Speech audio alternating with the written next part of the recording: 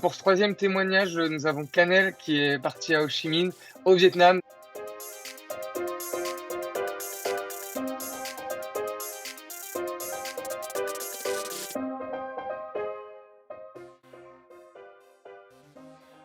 C'est une région que j'ai jamais visitée, que j'ai toujours voulu visiter, l'Asie.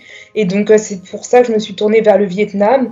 Mais j'avoue que j'ai choisi un peu cette destination au hasard. J'avais pas vraiment d'a priori ou d'attente sur ce pays. Alors, c'est passé très bien, c'est assez simple. En fait, il faut juste une demande de visa qui va se faire très rapidement parce que vous allez juste à l'ambassade à Paris du Vietnam et elles vont vous donner votre visa en une journée environ. Il est payant et c'est un visa étudiant parce que vous l'avez grâce à votre école, mais c'est une centaine d'euros environ. Ok. Et il faut également faire un petit check-up chez le médecin parce que vous allez avoir des vaccins à faire. Ils sont pas obligatoires, mais c'est juste pour vous et surtout si vous allez voyager après dans des zones un peu à risque. C'est un climat tropical, donc quand tu sors de l'avion, tu as une bouffée d'humidité, de chaleur, et c'est un pays qui est totalement différent de la France, donc tu vas voir qu'il y a énormément de mouvements, de bruit, donc ça change complètement et tu es un peu perdu au début parce que tu as des voitures, énormément de scooters dans tous les sens, et donc tu comprends pas trop où tu es arrivé au début. Ouais. Il faut savoir que nous, dans notre université, on n'avait pas de logement étudiant. Donc, tu étais obligé de trouver un appartement à Ho Chi Minh. En général, ce qui se fait, c'est que c'est des colocs entre les Français qui sont à Ho Chi Minh dans l'université. Et nous, on est passé par un franco-vietnamien qui fait ça tous les ans, d'accueillir les étudiants et qui est un peu agent immobilier et qui nous trouve pour tout le monde des appartements. J'avais pas d'appart, je suis arrivée et en 2 jours, j'avais trouvé mon appart avec lui dans une résidence où il y a énormément d'expats. Moi, j'habitais à An Phu, c'est un quartier plus calme que d'autres quartiers, mais il n'y a pas énormément de restaurants, cafés, etc. Mais en fait, j'habitais dans une résidence où tout était inclus. Donc, tu avais ta salle de sport, en face, un petit supermarché, un restaurant aussi dans la résidence. Donc, en fait, ça permet un peu de vivre tout dans la résidence. Tout inclus, moi, je payais 300 euros. Et c'est à peu près, voilà, entre 300 et 400 euros. Après, en quartier que je conseillerais, ça serait surtout Tao Dien. C'est là où il y a tous les expats et il y a tous les restaurants, il y a plein de cafés, de bars. C'est un des quartiers les plus chers. Et après, si tu veux un quartier un peu moins cher, ça serait le D1. Mais c'est comme le centre-ville et il y a énormément de bruit, d'animation. Mais c'est là que tu retrouves tout, par contre. Et où il y a l'école également. Alors, il faut savoir qu'à Ho Chi Minh, il y a très peu de transport public. Il y a un bus, mais personne l'utilise. Enfin, il passe très rarement, c'est assez compliqué.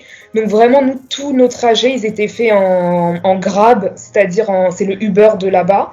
Et c'est des taxis moto, en fait. Après, si tu as le courage, tu peux également louer un scooter là-bas et circuler en scooter. Mais faut quand même faut avoir la force parce que c'est très très dense, il y a énormément de monde, de bruit, et donc et il y a un accident, il peut être très vite arrivé. On n'a pas eu de week-end d'intégration parce qu'en fait c'est une université où il n'y a que des Vietnamiens ou des Français, donc nous qui sommes en échange. Et donc les Vietnamiens, c'est souvent des personnes qui sont déjà en train de travailler, donc qui ont en général plus de 25 ans. Et ils viennent pour prendre des cours du soir pour compléter leur CV en fait. Donc il n'y a pas du tout cette ambiance d'intégration, d'échange, etc. Et on a quand même eu une visite de la ville parce qu'on avait des cours de vietnamien. Donc pour la culture, ils nous ont fait visiter la ville. Mais sinon, c'est le seul point qu'on a eu en intégration. Alors, j'ai pas pu choisir mes cours, ils étaient imposés. C'était des cours qui étaient directement imposés et c'est très très large. On a fait du droit, de la finance, marketing, entrepreneuriat. On a vraiment pour tout le monde, mais par contre, il n'y a pas de spécialisation. Tu peux pas choisir un programme finance, un programme marketing. Tu toucheras à tout, tu seras obligé de toucher à tout. Et sur le rythme scolaire, c'était à peu près 1 semaine et demie par mois, mes cours tous les soirs. Donc en général de 18h jusqu'à 21h. Et après, au cours de c'était une matière par semaine, et à la fin, tu avais l'examen de la matière, en fait. En fait, c'est assez similaire parce que nos profs étaient souvent des Français. Donc, c'est un peu la même manière qu'ils enseignaient. Ils parlaient en anglais, bien sûr, mais souvent, c'était des profs d'université française. Donc, ça revenait un peu au même enseignement. Et il y avait énormément de travaux de groupe, par contre. Ça, dans Ok. toutes les matières, il y avait des travaux de groupe, mais un peu comme en France.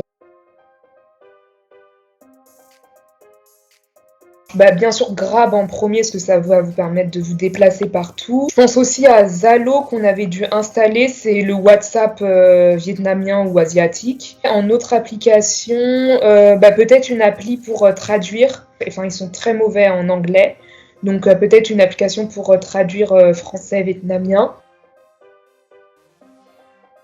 Je cuisinais très très peu parce que, bah, comme tu as dit, en fait, d'aller au restaurant, ça te coûtait moins cher. Et aussi, c'est des produits que nous, on n'a pas en France, donc je savais pas forcément comment les cuisiner. Tu peux t'en sortir vraiment pour 1 ou 2 € si tu vas dans un restaurant dans la rue, comme tu as pu le dire. Et après, un autre très bon restaurant, tu peux t'en sortir pour moins de 5 €. Il faut savoir qu'au Vietnam, la carte est très très peu utilisée. C'est pratiquement tout en espèces.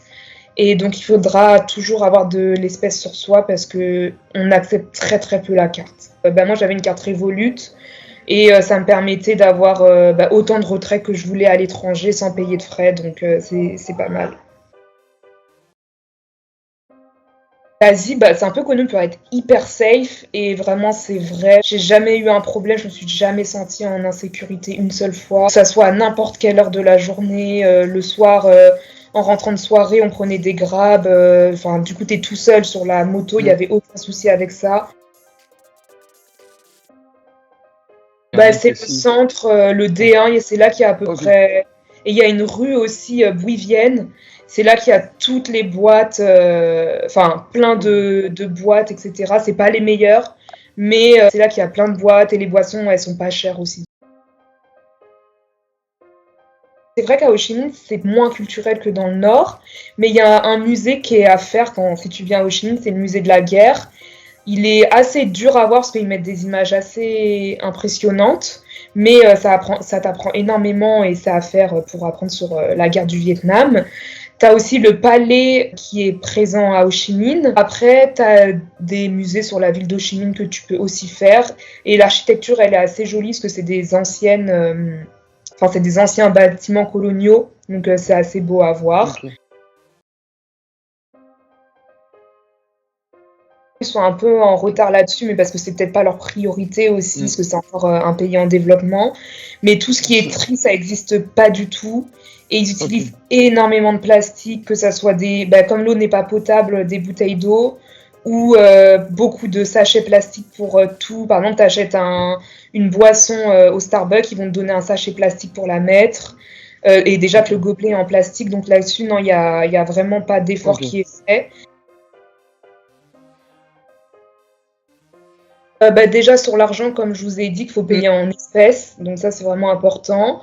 Après, nous on était un petit peu perdus au début, et par exemple pour payer nos factures, il fallait aller au 7-Eleven d'en face, et nous on savait pas, et du coup ils nous ont coupé l'électricité, et c'est après qu'on nous a dit ah bah oui mais vous avez pas payé votre facture, il faut aller en fait la payer au supermarché quoi. Merci d'avoir pris le temps de répondre à toutes mes questions. Bonne rentrée et bonne continuation. Merci encore. Merci.